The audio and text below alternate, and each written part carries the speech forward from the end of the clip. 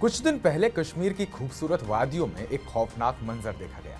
अनंतनाग जिले के पहलगाम इलाके में एक आतंकवादी हमला हुआ जिसमें 26 निर्दोष लोग मारे गए। इनमें 25 भारतीय थे और एक नेपाली नागरिक शामिल था। यह हमला किसी कैंप या सुरक्षा बल पर नहीं था बल्कि आम निहत्थे नागरिकों पर किया गया था। हमले के बाद भारत सरकार ने एक के बाद एक सख्त फैसले लिए। सबसे बड़ा फैसला यह आया कि भारत में रह रहे पाकिस्तानी नागरिकों को 48 घंटे के अंदर देश छोड़ने का आदेश दिया गया।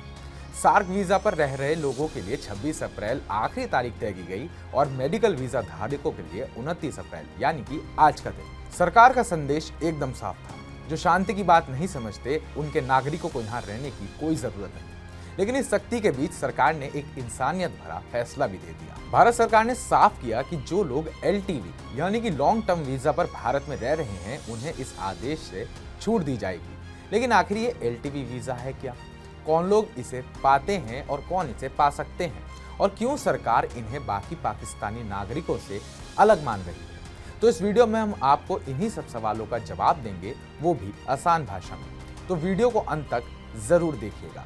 नमस्कार, मैं उत्कर्ष प्रताप सिंह और आप देख रहे हैं TV9 भारतवर्ष। तो शुरू करते हैं। क्या है LTV वीजा? तो आपको सबसे पहले बताते हैं कि LTV वीजा आखिर होता क्या है। LTV वीजा भारत सरकार द्वारा उन लोगों को दिया जाता है जो पाकिस्तान, बांग्लादेश और अफगानिस्तान जैसे देशों में धार्मिक आधार पर प्रताड़ित किए जा रहे अल्पसंख्यक हैं। इनमें हिंदू हैं, सिख हैं, बौद्ध हैं, जैन हैं, पारसी हैं, ईसाई समुदाय के लोग भी शामिल हैं। ये लोग भारत में शरण लेते हैं क्योंकि वहाँ उनके पास ना तो धार्मिक स्वतंत्रता है और ना ही सामाजिक सुरक्षा। भारत उन्हें इंसानियत के आधार पर LTV वीजा देता है जिसे वे लंबे समय तक यहाँ रह सकें। अब अगला सवाल कि कौन कौन लोग ले सकते हैं LTV वीजा, तो इसका भी जवाब जान लेते हैं। वो अल्पसंख्यक जो पाकिस्तान, बांग्लादेश या अफगानिस्तान से धार्मिक उत्पीड़न के चलते भारत आए हैं। पाकिस्तानी या बांग्लादेशी महिलाएं जिन्होंने भारतीय पुरुषों से शादी की, अफगानी नागरिक जिन्होंने भारतीयों से विवाह किया हो, भारतीय मूल की महिलाएं जो पाकिस्तान, बांग्लादेश, अफगानिस्तान में शादी के बाद वहां की नागरिक बन गई थीं लेकिन अब तलाक या विधवा हो चुकी हैं, वो भी इस वीजा के जरिए भारत आ सकती है। कुछ विशेष मामलों में अगर कोई व्यक्ति ये साबित कर दे कि उसका भारत से गहरा भावनात्मक लगाव है तो उसे भी अस्थायी LTV वीजा दिया जा सकता है। अगला सवाल, वीजा की अवधि कितनी होती है, यानी कि वीजा कितने टाइम के लिए वैलिड है?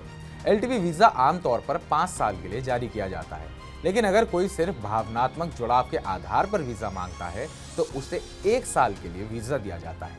ये वीजा भारत में नौकरी, पढ़ाई और रहन सहन जैसी बुनियादी सुविधाओं तक सीमित पहुंच देता है। साथ ही इसके जरिए लोग भारत में नागरिकता के लिए भी आवेदन कर सकते हैं। अब अगला सवाल, तो बाकी पाकिस्तानी नागरिक क्यों निकाले जा रहे हैं? भारत सरकार का साफ कहना है, आतंक के लिए जीरो टॉलरेंस। जब तक पाकिस्तान सीमा पार से आतंकवाद को समर्थन देना बंद नहीं करता तब तक ना तो कोई सांस्कृतिक रिश्ता चलेगा और ना ही नागरिकों की आवाजाही। भारत में आए पाकिस्तानी नागरिकों की वीजा वैधता को चेक किया जा रहा है।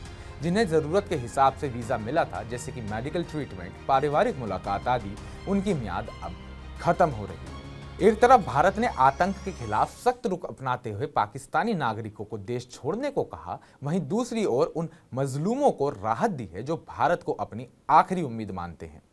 LTV वीजा सिर्फ एक दस्तावेज नहीं है बल्कि उन लोगों के लिए एक नई जिंदगी की शुरुआत है जो दूसरे देश में अल्पसंख्यक होने की कीमत चुका रहे थे।